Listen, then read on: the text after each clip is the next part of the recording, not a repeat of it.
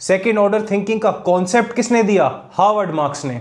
इस second order thinking के चलते इतना मत बह जाओ कि आप सेलिंग भी सेकेंड ऑर्डर थिंकिंग के बेसिस पर करने लगो। पहले जानो हार्वर्ड मार्क्स है कौन। ये है bond buyer bond seller. Howard Marks है एक तरह का बॉन्ड ट्रेडर। वो तुम्हें सेकेंड ऑर्डर थिंकिंग बता रहा है इक्विटी के बारे में। इक्विटी के बारे में उसको क्या पता, उसने इक्विटी खरीदी क्या है? हार्वर्ड मार्क्स का नाम बना बॉन्ड बेच के बॉन्ड खरीद के। इक्विटी में हार्वर्ड मार्क्स की हेल्प ले सकते हो बाइंग करने के लिए, पर सेलिंग करने के लिए कभी हेल्प नहीं ले सकते, क्योंकि वॉरेन बफे भी कह कह के थक गए सेलिंग में पैसा नहीं है, बाइंग में पैसा है इक्विटी में। अगर इक्विटी का ज्ञान लेना है तो वॉरेन बफे से लीजिए, हार्वर्ड मार्क्स से नहीं। Warren Buffett equity investor, Howard Marks bond investor. इन दोनों का फर्क जानिए, तभी इन्वेस्ट कीजिए सेकेंड ऑर्डर थिंकिंग के बेसिस पर। Hello everyone, welcome back. आप सभी ने हार्वर्ड मार्क्स के बारे में सुना है और हार्वर्ड मार्क्स के द्वारा सेकेंड ऑर्डर थिंकिंग के बारे में भी सुना है। तो सेकेंड ऑर्डर थिंकिंग होती क्या है? ये हार्वर्ड मार्क्स इसमें अपने बेटे का एग्जाम्पल देते हैं कि उनके बेटे ने कहा कि पापा So when my son was studying investing, and he would come to me and he'd say, Dad, I think we should buy Ford stock because Ford is coming out with a great Mustang and they're going to make a lot of money. And I would say to him, कि उनके बेटे ने कहा कि पापा एक car आ रही है नई, फोर्ड अपनी नई गाड़ी निकाल रहा है, तो फोर्ड के जाके शेयर खरीद लेने चाहिए हमें, क्योंकि फोर्ड के शेयर सीधा भागेंगे। नई गाड़ी लॉन्च होगी तो पैसे बनेंगे कंपनी के। अब हार्वर्ड मार्क्स कहते हैं उनको, बेटा पहले तो ये बताओ, ये जो थिंकिंग है, ये जो तुम्हारे पास आइडिया आया कि नई गाड़ी आ रही है, ये तुम्हारे पास आया तो ये कब आया आइडिया? ये फर्स्ट आइडिया तो है नहीं, ये सब मार्केट को पहले से ही पता है, तो तुम्हें इस टाइम क्या करना चाहिए? So my answer to him was always the same. Who doesn't know that? If Ford's going to come out with a great Mustang and it's going to be a killer car and it's going to make a lot of money, but everybody who follows Ford knows that, then that piece of knowledge is not profitable. So in order to outperform others, you have to know something they don't know. You have to look at things in a different way than they look at them. Second level thinking, different and better. अब जैसे ही नई गाड़ी launch होगी, नई गाड़ी bikini शुरू होगी, तो पहला काम बाय करने का होना चाहिए या सेल करने का होना चाहिए? इसमें हार्वर्ड मार्क्स बताते हैं कि सेल करने में ज़्यादा फायदा है, क्योंकि जो आइडिया सबके पास है तो उसमें पैसा नहीं बनता जनरल मार्केट में। If you think the same as everybody else, you're going to act the same. If you act the same as everybody else, you're going to perform the same. And that's not a very good performance formula for being a superior investor. If you want to be a superior investor, you have to think different from others. You have to act different. And maybe then you can have different performance. And then the only question is your performance different and right or different and wrong relative to the average. But clearly, if you think the same as everybody else, you can't outperform. तो आपको पहले ये सोचना है कि selling advice आप उससे लीजिए जो इन्वेस्टिंग में काम करते हो। हार्वर्ड मार्क्स ने इन्वेस्टिंग में एज इन इक्विटी इन्वेस्टिंग, जो कंपनियों को ढूंढ के कंपनियों पे रिसर्च करके काम करते हैं, उनमें कोई काम नहीं करा। हार्वर्ड मार्क्स ने जो काम किया है वो किया है बॉन्ड इन्वेस्टिंग में। जो इनका फर्म है वो बॉन्ड इन्वेस्टिंग में काम करता है, तो ये बॉन्ड इन्वेस्टिंग के माने जाते हैं सुप्रीम। ये कभी भी इसके इक्विटी इन्वेस्टिंग के नहीं माने जाते। इक्विटी इन्वेस्टिंग में आप हार्वर्ड मार्क्स का एग्जाम्पल ले सकते हैं, क्योंकि वॉरेन बफे भी हार्वर्ड मार्क्स की इतनी तारीफ करते हैं, पर बाइंग करने के लिए, क्योंकि वॉरेन बफे भी कह गए हैं हमारा होल्डिंग पीरियड है लॉन्ग टर्म का। नहीं, वॉरेन बफे का ने कहा है हमारा होल्डिंग पीरियड है for ever, not long term और नॉट 10 ईयर्स और 20 ईयर्स, फॉर एवर। तो फॉर एवर में दूरी देखे कितनी होती है। हमें ये देखना है हम एडवाइस किससे ले रहे हैं। फॉर एवर होल्डिंग पीरियड रखना ये कौन सिखा रहा है? जो इक्विटी इन्वेस्टर है। और सेकेंड ऑर्डर थिंकिंग में बेचना कौन सिखा रहा है? जो बॉन्ड इन्वेस्टर है। भाई दूसरी कैटेगरी में तो तुम कुछ भी ज्ञान देते रहो, पर दूसरी कैटेगरी के बारे में तुम्हें कुछ पता हो तभी तो, उसमें तो उन्होंने पैसा नहीं बनाया। अब क्या है, बॉन्ड इन्वेस्टर कैसे पैसा बनाता है? जैसे अडानी है, अडानी के बॉन्ड मान लीजिए 1 रुपए के थे तो 10 पैसे में बिक रहे थे बॉन्ड, ठीक है। जब अडानी में इतनी समस्या आई थी, हिंडनबर्ग केस हुआ था, 10 पैसे 20 पैसे में बिक रहे थे। तो बॉन्ड इन्वेस्टर क्या करता है, उस टाइम पे आता है, देखता है ये कंपनी वाकई में ट्रबल में है या हिंडनबर्ग ने अफवाह फैला रखी है, क्या अडानी अपना डेट रीपे कर पाएगा। बस इतना सा देख के बॉन्ड इन्वेस्टर, ये स्ट्रेस्ड बॉन्ड्स होते हैं ना, उनमें सीधा इन्वेस्ट करता है, अपने पैसे लगाता है। तो उसको 20 पैसे इन्वेस्ट करके 1 रुपए का फायदा मिलता है। जब भी बॉन्ड नेचुरल अपने ट्रेजेक्टरी पे आ जाएंगे तो वो 1 रुपए के हो जाएंगे। 1 रुपए पे मतलब 8% दे रहा होगा। 20%, जब वो 1 रुपए की चीज 20 पैसे में आ गई तो उनको फायदा क्या होता है, 20 पैसे में उनको 1 रुपए का इंटरेस्ट मिलेगा, ठीक है। तो अगर इसका हम हिसाब लगाएं, 1 रुपए पे उनको मिल रहा था 8%, ठीक है। अब उनको 20 पैसे लगाकर वही 8% मिलेगा जो 1 रुपए पे मिल रहा था, क्योंकि बाकी लोग भाग गए उस कंपनी से ये सोच के कि भाई हमें अपना प्रिंसिपल बाहर निकालना है, हमें नहीं चाहिए बॉन्ड का इंटरेस्ट, क्योंकि कंपनी से भरोसा उठ गया। तो ये इन्वेस्टर आते हैं 20 पैसे पे। पहली बात तो इनको वो गेन मिलता है जब वो बॉन्ड वापस 20 पैसे से 1 रुपए का हो जाता है, तो ये 5 गुना गेन मिल गया। उसके बाद इनको वो इनका जो यील्ड होता है ना उस बॉन्ड पे, वो इतना सुप्रीम हो जाता है। अब इसका हिसाब लगा के देखें, 1 रुपए पे मिल रहा था इनको 8%, मान लेते हैं किसी भी बॉन्ड में मिलता है, 8 की जगह मानते हैं 10% मिल रहा था 1 रुपए पे। अब वो बॉन्ड 20 पैसे में वो बॉन्ड मिल रहा है 1 रुपए का, तो उनको 50% बॉन्ड यील्ड दे रहा है उनको उस टाइम पर पैसा लगाने से। अगर वो कंपनी एंड तक बच जाती है तो इनको अपनी इनिशियल इन्वेस्टमेंट पे 50% यील्ड तो हर साल मिलेगी, ऊपर से जो इन्वेस्टमेंट 5 टाइम्स हो गई उसका सपोर्ट भी मिलेगा। ये बॉन्ड इन्वेस्टर इस चीज़ पर काम करते हैं, इसलिए इनको सेकंड ऑर्डर थिंकिंग की बहुत ज़रूरत होती है। इनको ये देखना होता है कि मार्केट क्या प्राइसिंग नहीं कर रहा, इनके लिए मार्केट टाइमिंग बहुत ज़रूरी होती है। वेयर एज अगर आप इक्विटी इन्वेस्टर की तरफ जाते हैं, जैसे वॉरेन बफे इत्यादि हो गए, वॉरेन बफे तो कहते हैं हमें मार्केट टाइमिंग आता ही नहीं। मुझे बताओ, जिस आदमी ने 60-70 साल दे दिए इक्विटी इन्वेस्टिंग को, वो कहता है कि मुझे मार्केट टाइमिंग नहीं आता, तो हम क्या 30 मार खाएं जो मार्केट टाइमिंग करने चले हैं, ठीक है। वॉरेन बफे का मेन मकसद ये है कि आपको अंडर वैल्यूड सिक्योरिटीज खरीदनी है जिनकी मार्केट में कोई ग्रोथ हो, कि ग्रोथ प्रोस्पेक्ट हो कि कंपनी आगे बढ़ेगी। बल्कि वॉरेन बफे तो ऐसे भी हैं, अंडर वैल्यूड सिक्योरिटीज खरीदने में ज्यादा माहिर है। अभी जैसे ऑक्सीडेंटल पेट्रोलियम खरीद रहे हैं। All intelligent investment is value investment. Because why would you want to buy something which wasn't worth as much as you were paying for it? And who wouldn't like buying something for less than it's worth? Occidental petroleum क्या है भाई? Petrol तो खत्म हो जाएगा अगले 20-30 साल में, जरूरत ही नहीं पड़ेगी, सूर्य की रोशनी से और बाकी चीजों से हम बनाया करेंगे अपने पैसे, अपना ईंधन। पर फिर भी वो ऑक्सीडेंटल पेट्रोलियम खरीदे जा रहे हैं क्योंकि उनको अंडर वैल्यूड दिख रहा है वो इतना। अब इसमें वॉरेन बफे का इन्वेस्टिंग टेक्निक क्या है? आपको इन्वेस्ट करना है किसी भी कंपनी में।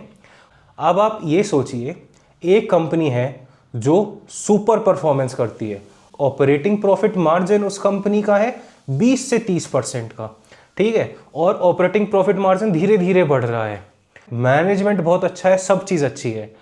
उस कंपनी का प्रॉफिट ग्रोथ हो रही है, अर्निंग पर शेयर बढ़ रहा है, शेयर होल्डर की वैल्यू बढ़ रही है, पर वो कंपनी की वैल्यूएशन इतनी ज़्यादा हो चुकी है कि वो 100 टाइम्स इट्स करंट अर्निंग्स बिक रही है वो कंपनी।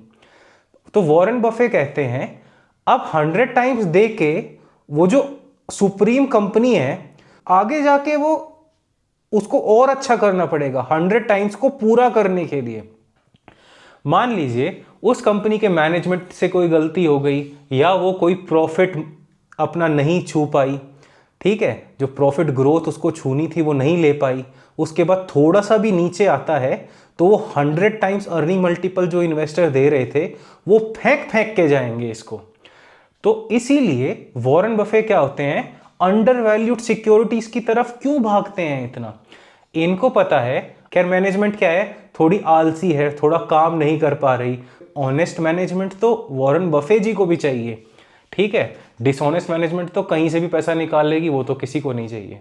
पर क्या है, उनको उम्मीद है कि अगर मैनेजमेंट थोड़ा भी अच्छा काम करेगी, जो कि 10% ऑपरेटिंग प्रॉफिट मार्जिन है, अब वो धीरे धीरे 12% हो जाएगा अगले साल, फिर 15% हो जाएगा, तो कंपनी की वैल्यूएशन भी उसी हिसाब से बढ़ जाएगी।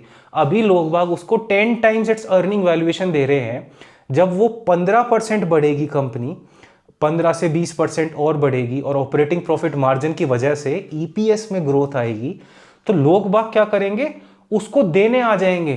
कितने मल्टीपल, क्या पता 20, 30, 40 मल्टीपल। पहली बात, कंपनी की अर्निंग्स बढ़ेगी। अंडर वैल्यूड सिक्योरिटीज में इन्वेस्ट करने का फायदा क्या है, कंपनी को आप बॉटम मोस्ट पॉइंट पर खरीदने की कोशिश करते हैं, ठीक है। अब वो धरातल पे पहुंच गई, अब इससे नीचे गड्ढा करके और नीचे पाताल लोक तक तो जाना नहीं कंपनी को, ठीक है। अब वो यहां से इससे ज्यादा बुरा तो नहीं कर सकती, अब वो यहां से थोड़ा भी अच्छा करेगी तो ऊपर जाने का ज्यादा उम्मीद रहती है। और वैसे ही जो कंपनी पूरी सुपर फास्ट है, सब कुछ है, और पर इतनी हाई वैल्यूएशन पे बिक रही है, उसको अपने इन्वेस्टर्स को खुश रखने के लिए जो उसको ग्रोथ दिखानी पड़ेगी ना 100 टाइम्स अर्निंग मल्टीपल पर, वो इतनी दिखानी पड़ेगी कि वो हर किसी कंपनी के बस की नहीं है। आप इसमें ये एग्जांपल ले सकते हैं टाटा का। तो अपोलो फार्मेसी है, अपोलो फार्मेसी अपोलो हॉस्पिटल का ही सब्सिडियरी है। अपोलो फार्मेसी की वजह से और अपोलो हॉस्पिटल को भी इतना अर्निंग मल्टीपल मिल रहा है क्योंकि अपोलो फार्मेसी की ग्रोथ इतनी दिख रही है सबको। अपोलो फार्मेसी जगह जगह खुल रखी है। इससे जो ये बाकी कॉन्ग्लोमरेट होते हैं जैसे टाटा बिरला हो गए, ये देखते हैं यार अपोलो का तो वैल्यूएशन पहले था 20 से 30, अब वो 60, 70, 80 जा रहा है। और वो फिर देखते हैं ये पर्टिकुलर बिजनेस को जो कि है अपोलो फार्मेसी का। अब अपोलो फार्मेसी को देख के वो देखते हैं क्या बात है, अपोलो फार्मेसी इतना ऑपरेटिंग प्रॉफिट मार्जिन कमा रही है, चलो ऐसा करते हैं हम भी एक टाटा की फार्मेसी खोल देते हैं और इनका कंपटीशन बढ़ा देते हैं।